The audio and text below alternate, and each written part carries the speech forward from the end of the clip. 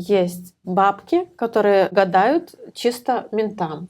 Их задержала милиция за гадание, потому что там рядом была военная часть и тюрьма, и это был забор тюрьмы. Мне просто непонятно, что дальше делать с этой водой. Вот я ее зарядила, он поговорил через телевизор, я пришла домой и... Ну вот, он тебе передал заряд энергии. Всем привет! Сегодня поговорим на такую тему, которая сейчас звучит просто из каждого утюга. Эта тема была популярна в наше детство, и сейчас почему-то она снова набрала такую популярность. Это таро, гадание, предсказание и все вот это прочее. Девчонки, почему эта тема сейчас настолько популярна, я не понимаю. Слушай, ну, на мой взгляд, здесь все очень закономерно. Обычно люди приходят к таро гаданиям, когда есть некая нестабильность внешняя. Вспоминая прошлые времена, когда это было популярно, как раз-таки была четкая нестабильность. И вот когда, ты помнишь, это было 90-е годы где-то? Ну да, где-то 90-е годы. У меня, помню, бабуля, там у нее соседка гадала, там, ну, что-то как-то все ходили на эти предсказания, на расклады какие-то картами. Ну вот смотри, получается, когда есть нестабильность внешняя, ты чувствуешь себя небезопасно, хочется какой-то предсказуемости, хочется понимания того, что тебя ждет. Будет ли все хорошо завтра, послезавтра, в следующем году? Какие там популярные вопросы, да? То есть выйду ли я замуж, найду ли я работу, сколько детей у меня будет, а переедем ли, как это все будет выглядеть. Поэтому я думаю, что это обусловлено такой нестабильной ситуацией, которая вообще сейчас происходит в целом. Действительно, вспоминая время неспокойное наших родителей, да, я именно тогда в подростковое время и увидела этого Кашпировского по телевизору, эту воду мы тоже ставили, да. Какую мне, воду конечно, вы ставили? какую-то Куда? вот какие-то банки с водой, там от стаканчика до литровых банок, 3-литровых банок перед экраном. Я тоже помню, в деревне у нас был телевизор. Воду, что-то говорил такое. Я ничего не помню, но помню, мне процесс очень нравился, потому что какая-то магия, понимаешь, там Гарри Поттер отдыхает вообще, там что-то такое происходило. Нет, так это же такой еще процесс был, когда вот у нас, например, в деревне у бабули был телевизор, а не у всех был телевизор. И вот в это время, когда вот эти вот Кашпировские... Рука-лицо просто! Ты понимаешь? Приходили все бабули с этой деревни, у них была такая туса, да, и они сидели все с банками и смотрели это вот... Подожди, это был тогда современный якобы нетворкинг, прийти с банкой, как бы лучший нетворкинг на деревне или что? Потом пойти пить эту воду, или что? Или что с ней делали? Ну, наверное, пили, я уже не помню. Может, растения? Без понятия. То есть это такой формат самовнушения, правильно? Точнее, внешнего внушения, да? То есть от какого-то мужчины. И все шли с этой водой, потому что она что? Правда, тогда были талоны, тогда даже... Талоны? Талоны, на да. воду? Были талоны, нет, на все, на мыло, на спички, там, на что-то. Был такой период, что были талоны у нас. Вот, На свитер вырезали. с оленями, Да. Я И с то есть это талончиком было в вообще, то есть магазине. ничего нигде не купить, денег нету, были какие-то эти талоны, и это было супер страшное такое время тяжелое. Ну и вот появился этот чудо Кашпировский, который заряжал воду. И ты такая бабуля заряженная потом. Карина так, она в шоке. что? Ну, я в шоке. Ну, как бы я представляю себе, потому что я видела некоторые передачи, что что-то происходило. Мне просто непонятно, что дальше делать с этой водой. Вот я ее зарядила, он поговорил через телевизор, я пришла домой и... Ну вот, он тебе передал заряд энергии. Ты попила воду эту заряженную. Карина, там все, наверное. Да. Там и успех, и замуж, и здоровье. Мне кажется, там просто... На что вот, заряжаешь да, в этот кто момент, то и как. будет. Типа. Все, я поняла. Тогда, собственно, всем коучам и психологам можно выйти во двор уже, да? То есть зачем, если можно воды попить? Кстати, а есть же, наверное, записи старые. А вот интересно, вот это вот заряжение воды, оно как по записи действует? Вот если сейчас это поставить вечером. Она не действовала, сейчас действовать не будет. Ну, любопытно, сейчас, наверное, уже воду-то никто не ставит. Сейчас же более современные методы все-таки, там, карты раскинуть, да, там, астролога послушать, кого там еще посмотреть. Эльвира, что это? Вот сейчас... Что такое? Погадаем в конце передачи. Ждите от меня мини-таро, расклад, А что предсказания. это за карты такие маленькие? Это какие-то... И почему их так мало? Детские, польские, несерьезные, а я-то брала только самые хорошие. Короче, ждите самое хорошее Да, предсказание. только от Эльвиры. позитив. Эльвира таролог. Эльвира, да. У тебя Да, новый что такой- касается веришь, что с меня, картами пришли? послушай, сложно сказать, верю или нет, потому что в разное Ты время. красиво уходишь от ответа. Да, я вот выбираю себе предсказания, я не во все верю, да, и не всем. Что касается, например, моего детства, то, конечно, я вспоминаю, когда ты первый раз с чем-то сталкиваешься, это очень любопытно. Когда тебе бабушка, например, произносит там что-то, выведем бородавку, завяжем ниточку, О, там да-да-да, я луна, помню. выходишь на пятки повернуться. Для меня это, конечно, все было вот как я сказку читаю, как я бабушку слушаю, да, про эту луну.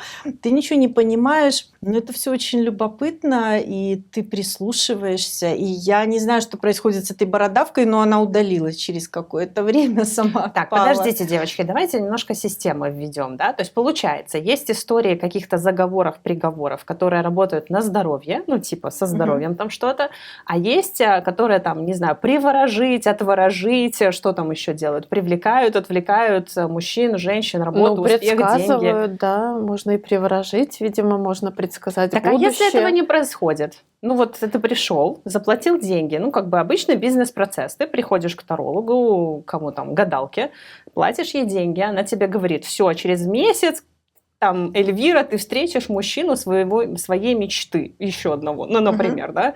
И вот что? Вот у меня есть такая история, присылали девочки-подписчицы, что она сходила, ей нагадали, что у нее будет мужчина там с какой-то светящейся головой, какого-то необычного там вида. И потом, типа, так и случилось. Она с ним встретилась, она сразу поняла, что это он, потому что у него светилась голова, он был седой.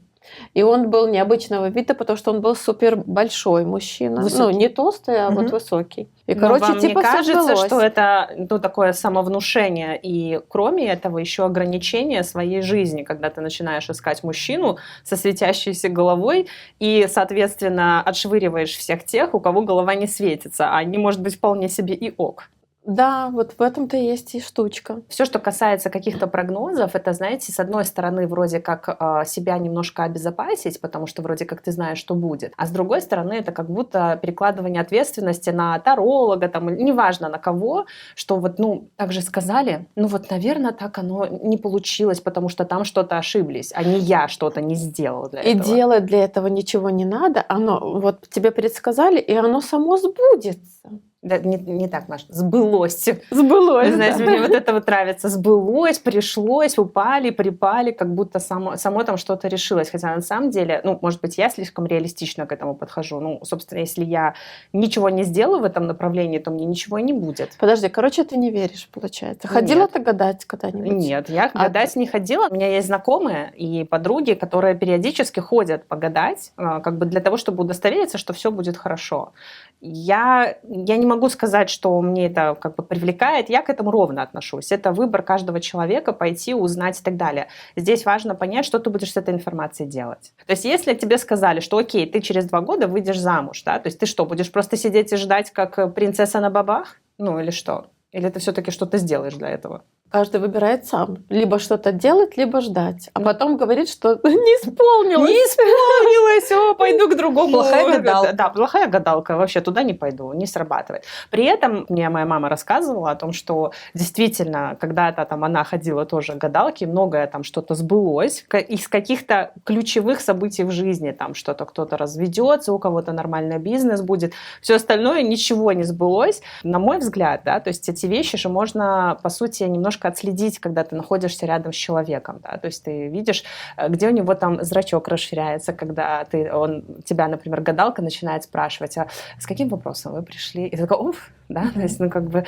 что-то там начинается, какие-то движения, или, в принципе, человека интересует, там, говорит, он меня по работе интересует, хорошо, да, то есть, и дальше там уже смотрит человек-то, или гадалка, например, да, то есть, на что реагирует. Короче, ты не веришь, что действительно она гадает, тут у нее выпадают карты, она их читает, и она их трактует. Трактует, да. Да, то есть, окей, вот она их потрактовала со своей колокольни.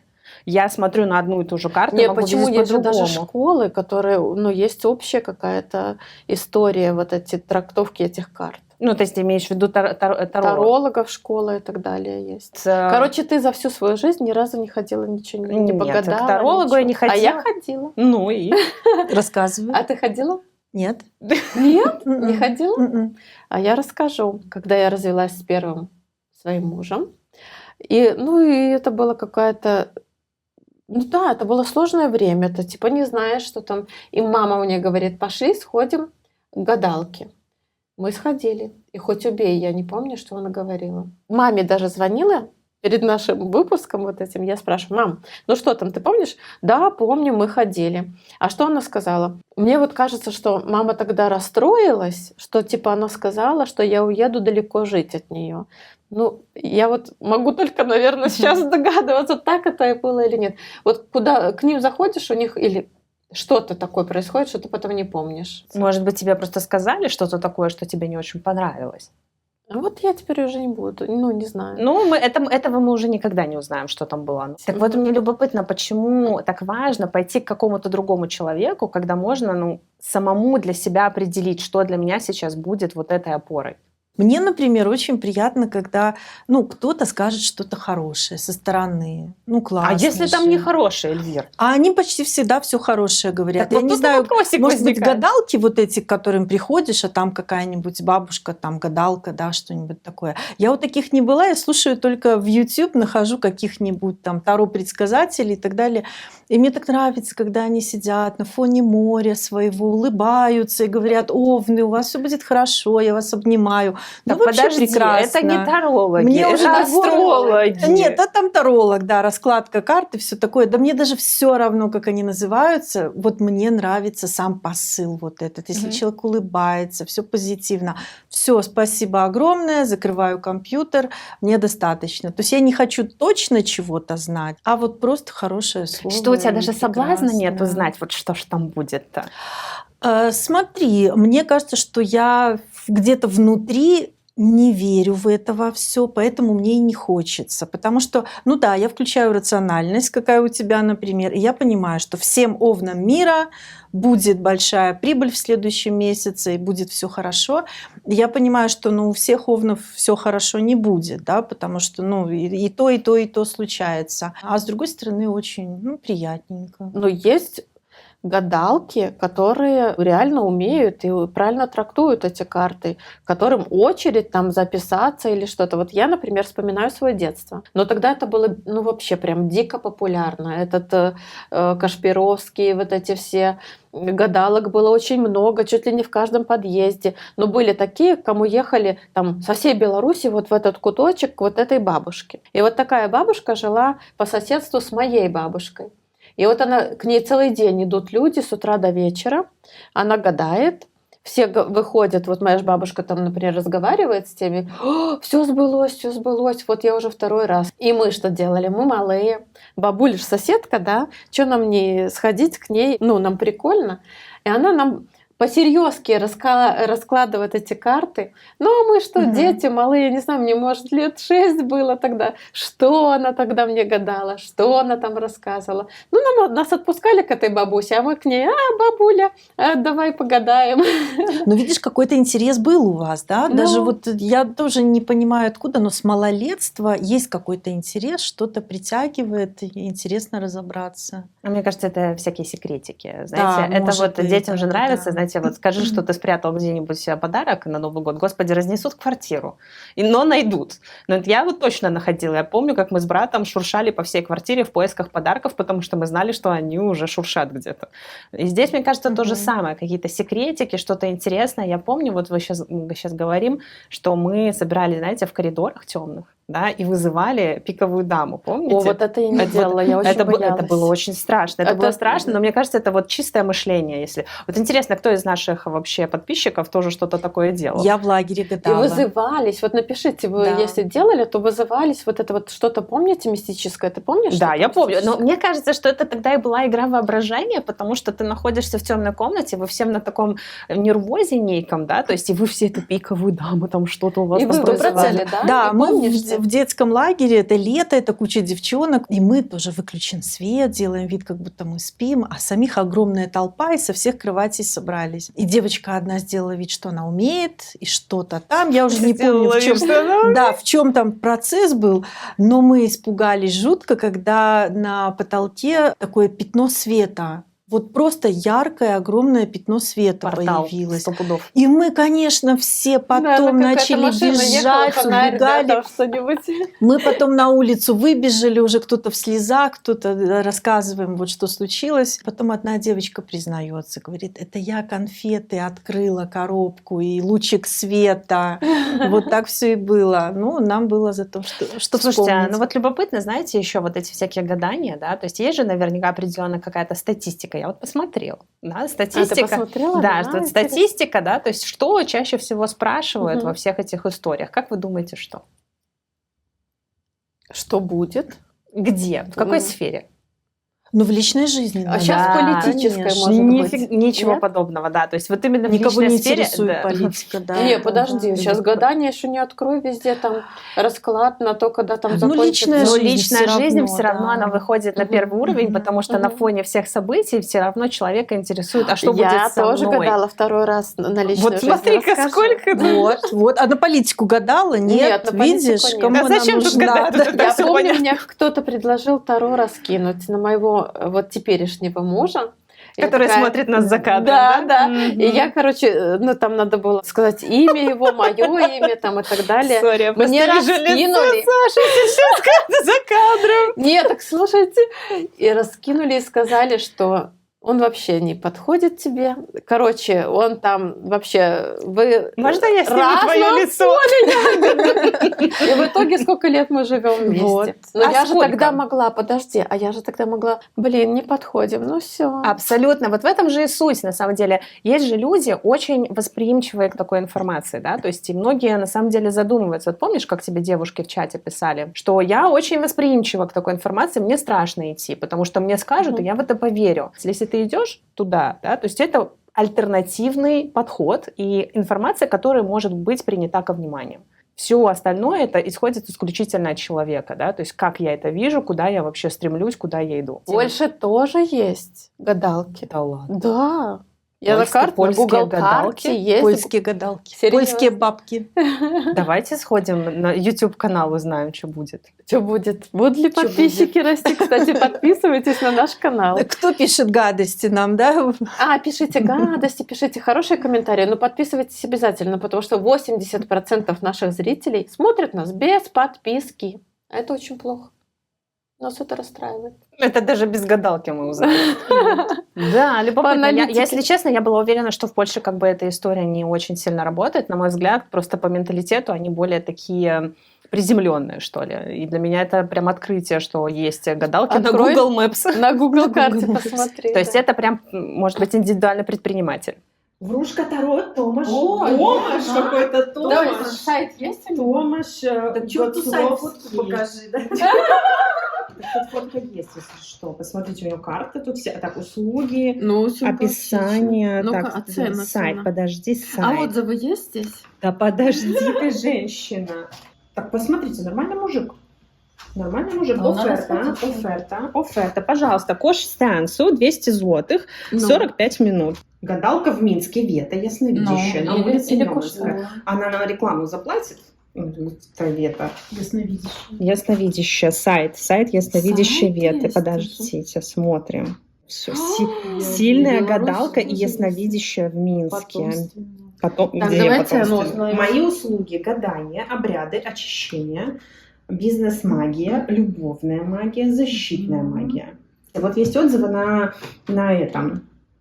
Кто-то все-таки мало звездочек поставил. У шарлатана даже отзывы липовые, так как люди не настоящие, пишет Юрий какой-то. Мужчина. Лгунья, мошенничество без совести тоже кто-то вот написал. Времена. Слушайте, такая древняя профессия, мне кажется, там от древности до наших дней, правда? И, казалось бы, 21 век, и смотрите, насколько всплеск. Мне кажется, что даже в бизнесе это было бы очень приемлемо, потому что мы всегда смеялись. Вот мы всегда смеялись, когда я работала в корпорации, мы всегда вот на какой-нибудь контракт клиент задает вопрос, и я такая говорила часто очень, что сейчас я достану свой волшебный шар, без нижнего ящика, погадаю, и мы с вами все порешаем, да, по контракту на следующий год. А сейчас я вот думаю, насколько бы котировалась такая история. А если бы ты реально бизнес-таролог. Попёрло бы все, да. Да, вообще просто. И тебя бы с интересом большим даже Так, девочки, слушали, подождите, смотрели. что мне? Это же Где новую наш какую-то шар? сферу. Нет, так реально, потому что сейчас, ну посмотрите, YouTube, откройте, сколько таро, сколько этих предсказаний, раскладов, астрологов, всего на свете. Одного только стоит посмотреть, и тебе подкинет там миллион. Я подписана на одного астролога, я не знаю, можно ли назвать.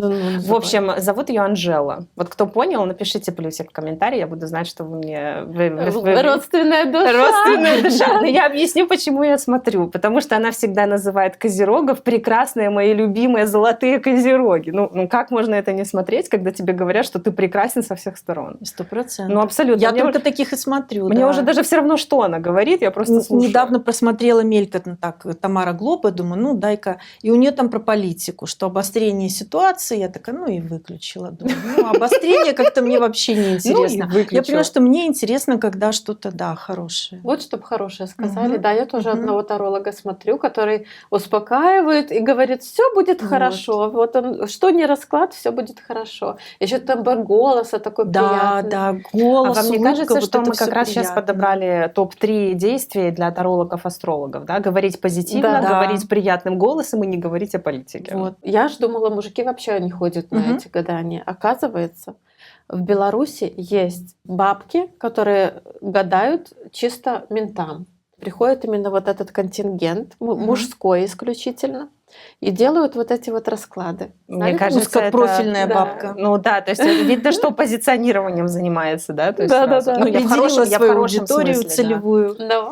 Так я такого И не знаю точечно вообще. работает. А я вообще думала, что мужчины не ходят на такие штуки. Это в основном женщины. А мне кажется, политики я очень часто слышу, да, что или это преувеличивают, может, набивают себе цену. Астрологи многие говорят, что с политиками многими работают, и бизнесменами, что такие крупные сделки и так далее сопровождают. Но в моей жизни один случай был, когда я никому не ходила, а у меня подруга астролог, и она такой серьезный астролог с образованием, и я видела, как она работает, и она знает мое отношение, такое негативное, подозрительное к этому ко всему, да, я так презрительно на это все посматриваю, чем она занимается.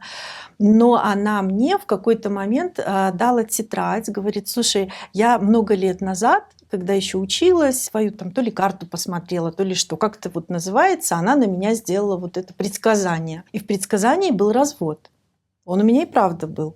Но она мне тогда за 2 года до развода, она мне не сказала об этом, потому что говорит, ну как, ты в это во все не веришь, а тут я к тебе подплыву с этой тетрадкой и покажу, что у тебя развод предстоит.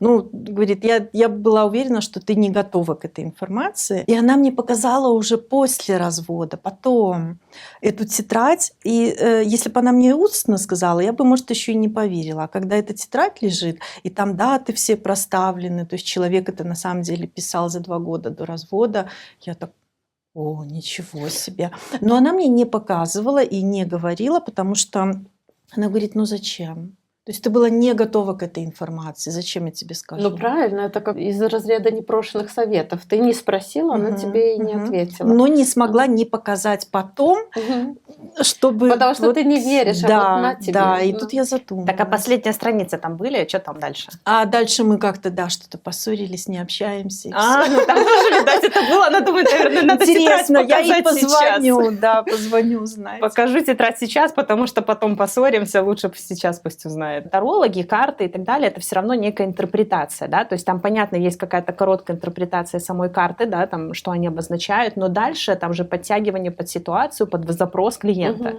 И это интерпретация самого специалиста, на мой взгляд. В астрологии там все-таки понятно, планета зашла в этот дом, какие-то больше конкретики, на мой взгляд. Ну вот, а есть этот human design. Вот я, например, делала разборы на всех членов семьи, и я вижу, что оно совпадает. Это мне как-то более располагает, потому что здесь есть какие-то факты, есть конкретика, за что можно зацепиться. Все остальные интерпретации, ну, на мой взгляд, это просто из головы интерпретация. А знаки зодиака, например? А я как-то так холодно отношусь. Ну, А мне если просто честно, нравится, как он мой знак называется, и все. когда начинаешь совмещение там в плане отношений, у меня был первый брак лев и стрелец. Это типа идеальный союз. Но ни хера он не идеальный. А второй брак не идеальный союз по звездам. Вспомнила смешную историю, мама мне рассказывала, что они в молодости, было очень популярно гадать, и их задержала милиция за гадание, потому что они мерили, знаете, есть такое гадание, мерить по забору, когда ты выйдешь замуж, и выйдешь ли вообще. Вот я помню Охват такой у тебя. бабушкин. Да, Березина, охват да, забора, да, вот это забор. вот история. Чистокол стоит, и какой-то есть день специальный для гадания. Они да? гадали на купалье, ну, Мгм. что-то такое. И в итоге так получилось, что они были вместе, там рядом была военная часть и тюрьма, и это был забор тюрьмы. И, собственно, они встали так всеми друзьями, там 15 человек вдоль забора. Ехала дежурная машина и задержали. Ну, задержали только мальчиков, и в итоге 2 дня в милиции был большой веселый день смеха. Моя мама с подругой ходили, когда в вузе учились, они сходили к гадалке, и как мама сейчас говорит, уже прошло сколько лет, 40 и больше, да, что многое сбылось. И подруге ее предсказала гадалка, что ты поздно выйдешь замуж. Они вышли от гадалки и такие, ну, наверное, ты в 30 выйдешь. А сейчас понимают, что ее подруга там за 50 далеко вышла замуж. То есть, ну вот, пожалуйста. Интересный опыт. Ну что, Будут погадаешь? карты. Верите Будут вы карты. или не верите, а я все равно расклад сделаю на каких-то польских, детских, старинных картах. У нас Смотри, прямо вот подожди, выпали карты. говорят, А сразу выпали, выпало и посмотрим. даем, да. Ну. Так, это у нас будет Карине предсказание. У Карины, А Карина... зрителям еще одно. Да, давайте. ну покажи. Окей, хорошо, и зрителям. Ну, у тебя танцы, веселье, все хорошо у тебя будет. 100%. Запросы ты не спросишь? Ну, а какие у тебя запросы? Ну, уже никакие. Ну, например, вот что вот я вижу? Здесь вообще пуанты на полке почему-то Так. висят. Почему она... Легкость у тебя, бытия, Это- движение по жизни. А почему какой-то клоун сзади носом? Клоун? Да. А вот какой у тебя клоун в жизни присутствует? Подумай. Действительно, какой? Слушайте, тут такая штучка у меня нарисована. Я Так. думала, что спинку массажируют. Знаешь, такая штучка есть в Да. голову. вот А, так. есть такая, Похоже она на да, это, да? массаж какой-то, да. И еж какой-то у Маши тут, и теннис. О, боже, Маша, Ну, это про так спорт. расскажи. Игра, Что? жизнь играючи, все, Да, все яблочки, понятно. Все, Я да, же молодец, тут Эльвира, все, что все тут понятно. гадать? Ежик под жопу. Ежик под жопу, да. Да, кстати, это ежик, точно ежик. Ну так Видишь, что, Маша, у тебя колючка, жизнь играющая, у меня Не легкая жизнь. опускаться, не сидеть на месте, а Да-да-да, двигаться, на иначе ёжика не еж под садиться. жопу. да. Эльвира, а у тебя что? Так, сейчас у меня, чтобы все честно было. О, у меня мальчик получил мечом в глаз. Нелегкая Да, судьба. да. Так, и какой-то заяц по лужам бежит. Ну, все понятно. Так, а Что за- понятно? ну, Так а что понятно? Что как-то все странно. Понятно, что все странно. Ну, какая-то, да, что-то мне надо опасаться чего-то, мне кажется, в глаз. Подожди, Эльвир, мы говорили, нужно позитив. Позитив? Ну, Дашка так, ну сказала вот. только хорошие карты. Блин, да. не ту карту взяла, ну. Позитив. Как есть. Как есть. Давай мы посмотрим позитив. Что ты Давай, один да. негатив А то видишь? что-то я вижу. Заяц убегает. Сложная Слушай, ну он с карта. тобой сравнялся, он тебя не обогнал. Смотри, у него при этом 2 мячика. У тебя будет какая-то дополнительная возможность, Эльвира. М. У тебя будет возможность в том, что не получилось сейчас, но получится в Вот. ближайшее Слушай, время. точно запасной мяч. Да. Абсолютно, абсолютно. Ну, давай последнюю нашим зрителям. Так, И... все честно. Маша, может, ты Давай, тут? давай, давай. Так, Так, а может, покажем? у вас ну, клоун. Что он там делает? С Мяч. мячиком, с крысой. Мне кажется, что жизнь полна сюрпризов. Ну, посмотрите, крыса Ну, выходит 100%. вылазит из штанины. Ну, О. что она там делала? Сюрпризы? Сюрпризы, не знаю. Мне кажется, что это отлично. Короче, все будет хорошо. Однозначно.